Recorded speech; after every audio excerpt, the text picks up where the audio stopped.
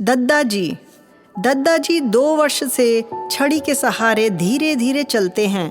अपनी जवानी के दिनों में जल्दी जल्दी चलने और मेहनत करने के लिए मशहूर दद्दा के लिए यह किसी यंत्रणा से कम नहीं है। वे मन मसोस कर रह जाते, लेकिन इस उम्र में करें तो क्या करें। खुद को ही सांत्वना दे लेते हैं कि अब ज्यादा उम्र हो गई है और मशीन भी कमजोर। अब उनको लगातार देखभाल की जरूरत होती है। अकेलापन उन्हें वैसे ही घेरे रहता है जैसे हिंदुस्तान को जातिवाद और भ्रष्टाचार। वे चाहते हैं कि कोई न कोई उनके पास बैठा रहे। घर के बाहर बैठे बैठे सड़क पर हर आने जाने वाले को वह देखते ही पुकारते हैं, कौन है रे, जरा इधर तो आना। पहले तो लोग आ जाते थे, पर अब धीरे धीरे लोग कटने लगे हैं। दद्दा पुकारते हैं तो सब अनसुना कर देते हैं। सब सोचने लगे हैं कि मास्टर साहब सनक गए हैं। दद्दा जी जूनियर हाई स्कूल में अध्यापक थे और इसीलिए इलाके के लोग उन्हें मास्टर साहब के नाम से जानते थे। काफ़ी इज्जत थी समाज में। घर हो या स्कूल, हमेशा लोगों से घिरे रहते थे। लेकिन रिटायर होने के बाद अकेले होने लगे थे। शुरू में तो लोगों को किसी न किसी काम से आना ही पड़ता था, लेकिन जैसे जैसे समय बीतता गया उनकी प्रासंगिकता कम होती गई। आजकल दद्दा जी का पूरा संघर्ष उस अकेलेपन के एहसास से पीछा छुड़ाने में बीतने लगा है। उनका बेटा और बहू अपने काम में व्यस्त रहते हैं, तो पोता पोती पढ़ाई लिखाई और खेल कूद से फुर्सत नहीं पाते हैं। सच में मुश्किल है किसी के लिए उनके पास 24 घंटे बैठा रहना। पहले का समय अलग था, जब संयुक्त परिवार था, आपस में भाईचारा था और तब बीमार आदमी को देखने कोई ना कोई आया करता था। अब संवेदनाएं छुट्टी पर हैं शायद। जैसे जैसे विकास हुआ है वैसे ही आदमी के पास समय कम होता चला गया। वह तो दद्दा जी किस्मती हैं कि उनका बेटा गांव से बहुत दूर नहीं है और बगल की तहसील में ही तहसीलदार है। पैरों से दद्दा को भले ही चलने में परेशानी हो, पर उनका मुंह लगातार चलता रहता है। किसी न किसी को बुलाते रहते हैं। उनको यह एहसास है कि घर में बुजुर्ग हैं और यदि बुजुर्ग हैं तो कुछ जिम्मेदारियां भी होंगी। इसलिए बेटे और बहू दोनों को बात बात पर टोकते रहते हैं। सोहन, ऑफिस से लौटते वक्त अमित की किताब लाना ना भूलना। रचना, बेटा पिंकी की फ्रॉक खराब हो रही है, दूसरी क्यों नहीं लाती। ऐसी न जाने कितनी बातें दद्दा के दिमाग में चलती रहती हैं। दद्दा को लगता है कि वह फिक्र नहीं करेंगे तो कौन करेगा भला।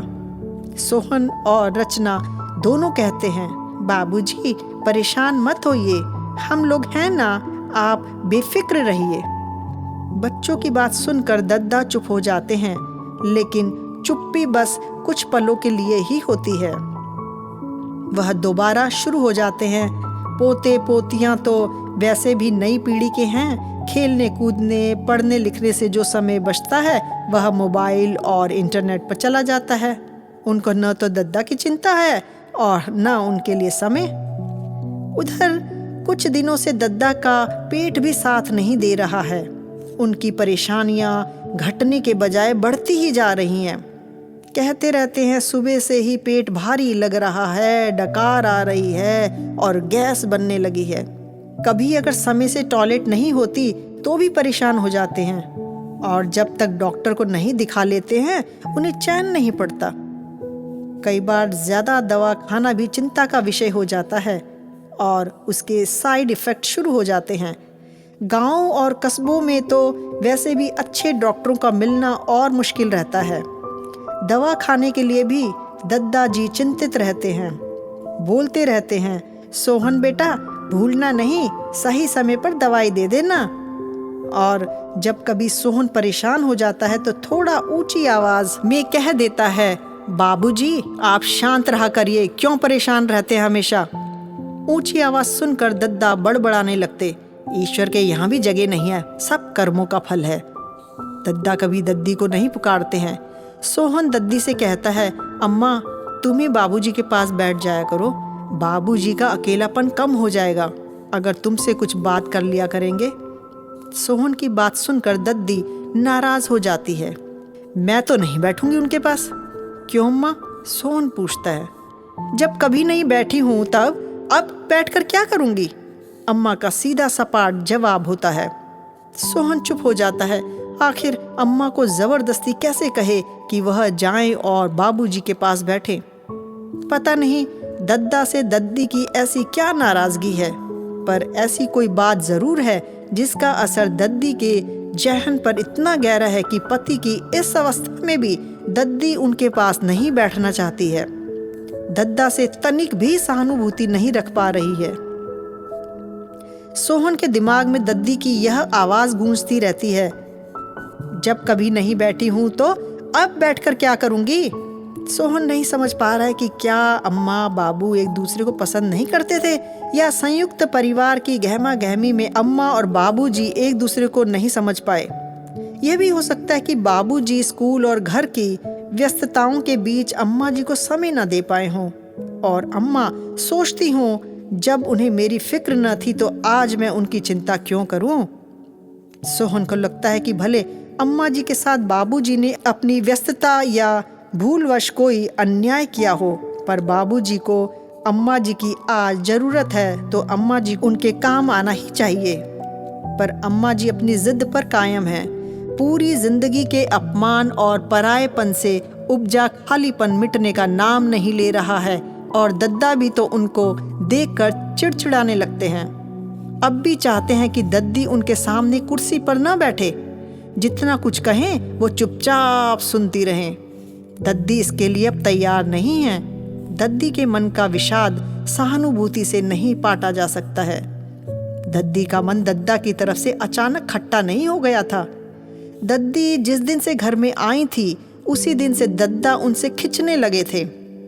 उस जमाने में वैसे भी पति पत्नी को एक दूसरे से बात करने की आज़ादी नहीं थी, और दद्दा की शादी भी मना करने के बावजूद कर दी गई थी।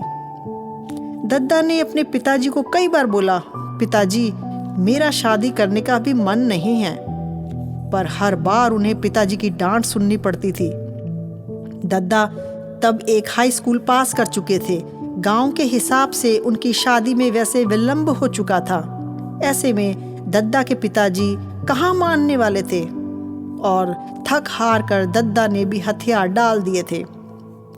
दद्दा ने अपने पिता की खातिर शादी भले ही कर ली हो, पर वे शादी को दिल से स्वीकार न कर पाए। दद्दा और दद्दी महज एक औपचारिक संबंध में बंधकर रह गए और जिंदगी चलती रही। दद्दी ने दद्दा के करीब आने का भरसक प्रयास किया, लेकिन दद्दा टस से मस न हुए। वह पहले पढ़ाई में खोए रहे और बाद में जब नौकरी मिली तो खुद को स्कूल और समाज के कार्य में डुबोते गए। दद्दा की अपनी परेशानियां रही होंगी, शिकायतें रही होंगी, लेकिन कभी दद्दी को अपना कसूर समझ में नहीं आया। धीरे धीरे ही सही, किंतु दद्दा का दूर रहना उन्हें बुरा ना लगता, बिल्कुल ना अखरता, और अपने दर्द में ही उन्होंने आसरा खोज लिया था। दोनों की जिंदगी उत्तरी और दक्षिणी ध्रुव की तरह होती गई। द्वीप की तरह दोनों रहने लगे थे, जहां दोनों का एक दूसरे के लिए कोई अस्तित्व नहीं था, और अगर कुछ था तो दोनों के बीच समझौते की अभेद्य दीवार, जहां प्रेम और संवेदना की हवा इधर से उधर नहीं जा सकती थी। इन सब के बीच दोनों ने अपने दोनों बच्चों सोहन और सुमन की देखरेख में कोई कमी न रहने दी। दोनों को बेहतर से बेहतर शिक्षा दी। दोनों की उनकी पसंद के अनुसार शादी की गई। दद्दी बिल्कुल नहीं चाहती थी कि जिस तरह की जिंदगी के लिए वे तड़पती रही हैं, उनके बच्चे भी तड़पें। कुछ दिनों से अब दद्दा चाहते हैं कि दद्दी उनके पास बैठें, उनसे बातें करें। जिंदगी में जैसा भी रहा हो, किंतु जीवन के इस अंतिम सोपान पर दद्दा को एक साथ की जरूरत है, जो उनको सहानुभूति का मरहम लगा सके, और ये कार्य जीवन साथी से बेहतर कोई दूसरा नहीं कर सकता है। दवाएं असर नहीं दिखा रही हैं। दद्दा निराश हैं और कह रहे हैं अब तो हम सही नहीं होंगे। ये एक सत्य है कि आपके अंदर की सोच आपके बाह्य आचरण को प्रभावित करती है।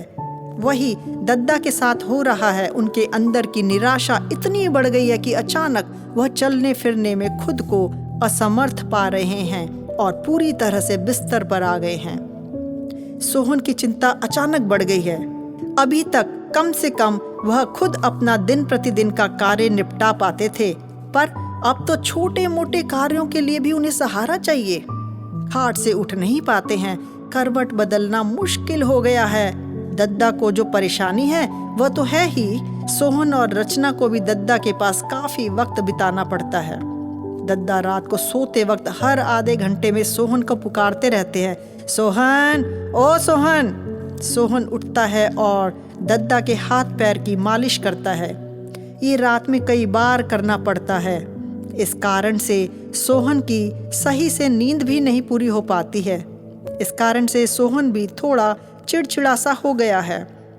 कभी न जवाब देने वाला सोहन दद्दा को जवाब दे देता है।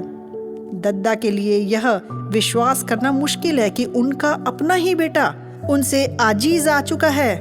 इस एहसास ने उनकी जुबान पर ताला लगा दिया है। वे चुप चुप रहने लगे हैं। अगर समय पर खाना मिला तो ठीक, दवा मिली तो ठीक, और नहीं तो भी ठीक, किसी को कुछ नहीं कहते। अपनी बहू को तो वैसे भी वे कभी नहीं पुकारते थे और दद्दी तो कभी बैठना ही नहीं चाहती थी। अचानक उनके व्यवहार में हो रहे बदलाव को सोहन और रचना तो नहीं समझ पा रहे हैं, लेकिन दद्दी को कहीं ना कहीं लग रहा है कि कुछ तो गड़बड़ है। व्यस्त बहू और बेटे से बात करने के बजाय दद्दी अपने पति के पास बैठने लगी है। ज्यादा बातचीत नहीं होती है, पर उनकी छोटी मोटी बातों का ख्याल रखती हैं दद्दी। पति के साथ वक्त बिताने से दद्दी के अंदर बन गई दूरियों की दीवार अब टूट रही है। एक एहसास अंगड़ाई ले रहा है।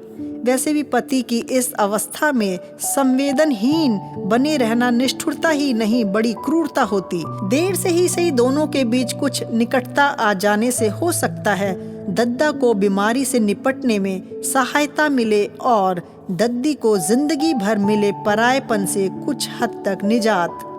एक संतुष्टि का भाव है जो एक दूसरे को मानसिक संबल दे रहा है। दद्दा बहुत कमजोर होते जा रहे हैं, लेकिन खुश हैं। पूरे जिले में अच्छे से अच्छे डॉक्टर को दिखाने का भी ज्यादा फर्क नहीं पड़ रहा है। जिले के डॉक्टर ने सलाह दिया है कि दद्दा जी के ब्रेन का तेजी से डिजनरेशन हो रहा है और यह रिवर्स नहीं किया जा सकता है। किसी अच्छे न्यूरोफिजिशियन को दिखाने से 20 से 25% सुधार की गुंजाइश है।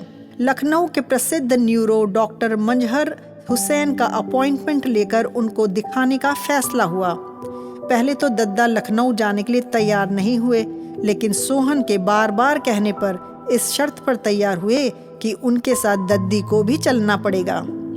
सोहन को दद्दा के अंदर यह परिवर्तन देखकर अच्छा लग रहा है। दद्दी भी खुश है कि दद्दा को बुढ़ापे में ही सही अपनी गलती का एहसास हुआ। दद्दा ने लखनऊ से वापस आने के बाद बैंक जाने की इच्छा जताई। सोहन के पूछने पर बोले, खाते में कुछ बदलवाना है। सोहन ने पूछा, खाते में क्या बदलवाना है? तुम्हारी अम्मा का नाम जुड़वाना है। दद्दा खुश होकर बोले।